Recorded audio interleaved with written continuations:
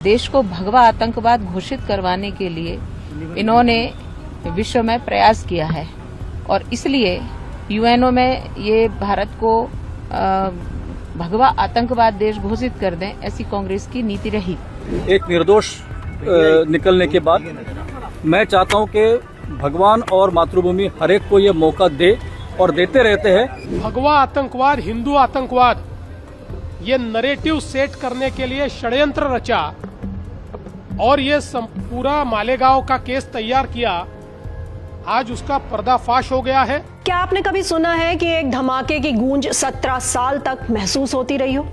दिन 29 सितंबर, रमजान का महीना, जगह थी मालेगांव, नासिक जिला, महाराष्ट्र। शाम को नमाज के बाद लोग कब्रिस्तान की ओर बढ़ रहे थे, तभी एक के बाद एक 2 धमाके हुए। साइकिलों में लगे बम, टारगेट थे बेगुनाह मुस्लिम तीर्थयात्री। नतीजा 6 लोगों की मौत और 100 से ज्यादा घायल। अब शहर में तनाव, कर्फ्यू और फिर शुरू हुई साजिशों से भरी एक लंबी कहानी जिसमें आज 17 साल बाद फुल स्टॉप लगा है। तो क्या हुआ था धमाके के बाद? धमाके के तुरंत बाद एटीएस ने 7 लोगों को गिरफ्तार किया और इनमें सबसे बड़ा नाम था साध्वी प्रज्ञा सिंह ठाकुर का।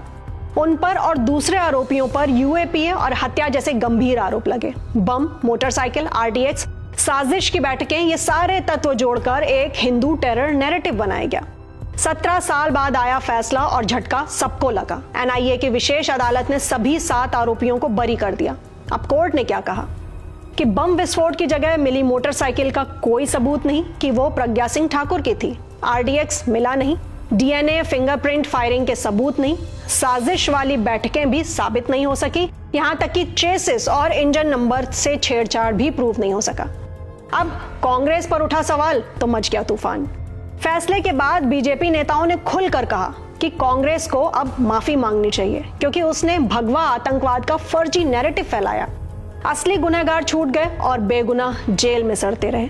अब ये सिर्फ एक केस नहीं, राजनीतिक हथियार था। कुछ नेताओं ने तो यहां तक कहा कि कांग्रेस के पापों का घड़ा भर चुका था। साध्वी प्रज्ञा की आंखों में आंसू और शब्दों में तंज। एनआईए कोर्ट में भावुक होते हुए साध्वी प्रज्ञा ने कहा कि मुझे झूठे केस में फंसाया गया, प्रताड़ित किया गया, मेरा जीवन बर्बाद कर दिया गया। ये सिर्फ मुझ पर नहीं बल्कि हिंदुत्व पर हमला था। आज भगवा की जीत हुई, सच की जीत हुई है। कांग्रेस ने जो टॉर्चर किया, कांग्रेस के शासन में जो एटीएस ने टॉर्चर किया, उसके कारण ब्रेन में, हमारे सिर में चोट आई और ब्रेन में जो स्वेलिंग आई है वो उसी चोट के कारण आई है। वो चोटें उभरती हैं और इस कारण से ब्रेन में स्वेलिंग आई तो मुझे दिखना बंद हुआ, सुनना बंद हुआ, बोलने में दिक्कत हुई। मैं एक सन्यासी हूँ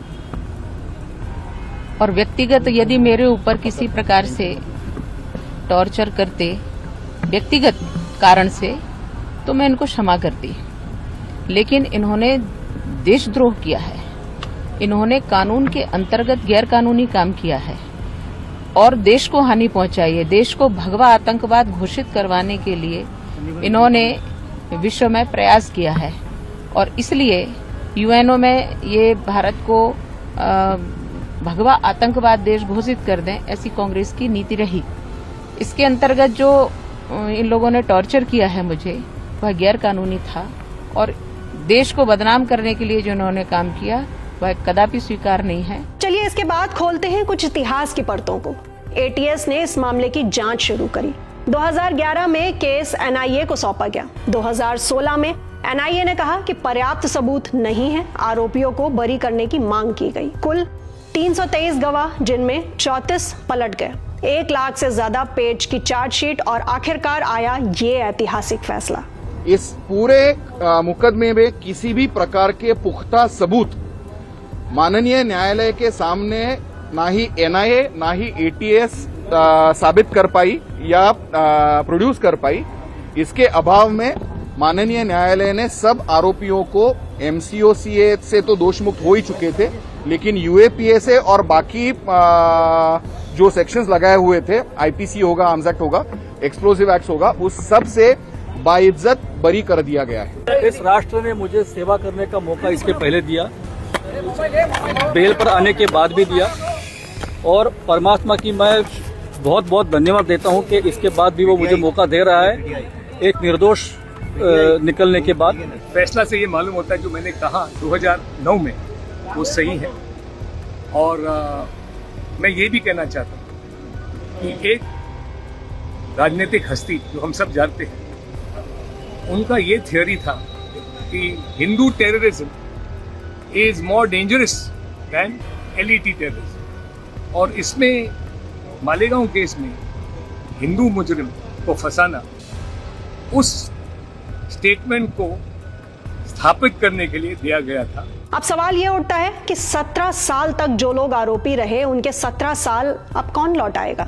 जो मारे गए, घायल हुए, क्या उन्हें कभी न्याय मिलेगा? आप क्या सोचते हैं? क्या लगता है आपको कि ये फैसला देर से सही लेकिन न्यायपूर्ण है, या फिर अभी भी इसमें कुछ छूट गया, कुछ अनकहा अभी भी रह गया? नीचे कमेंट सेक्शन में हमें जरूर बताएं अपनी